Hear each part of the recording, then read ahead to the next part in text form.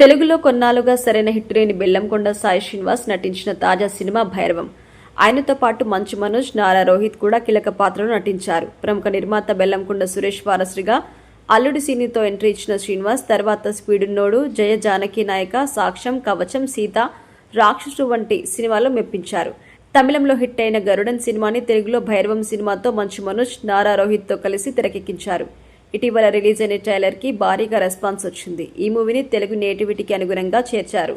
ఇక ట్రైలర్ ని చూస్తుంటే ఓ గుడి, ముగ్గురు మిత్రుల చుట్టూ సాగే యాక్షన్ కథగా దీన్ని తీర్చిదిద్దినట్టుగా తెలుస్తోంది. విజయ్ కనక మెడల దర్శకత్వం వహించిన ఈ సినిమా ఈ నెల 30న రిలీజ్ కాబోతోంది.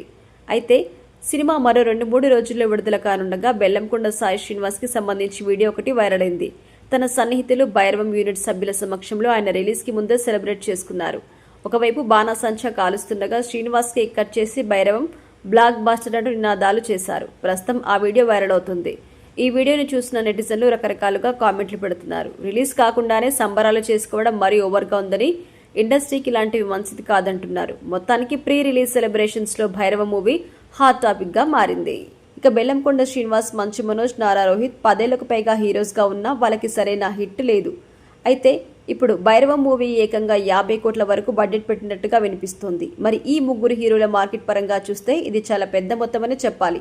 మరి మొత్తానికి వీళ్ళు రికవరీ చేస్తారా లేదా తెలియాలంటే కొద్ది రోజులు వెయిట్ చేయాల్సిందే. అయితే బెల్లంకొండ సాయి శ్రీనివాస్ ముందస్తు సెలబ్రేషన్స్ పై మాత్రం నెగిటివ్ టాక్ వినిపిస్తోంది.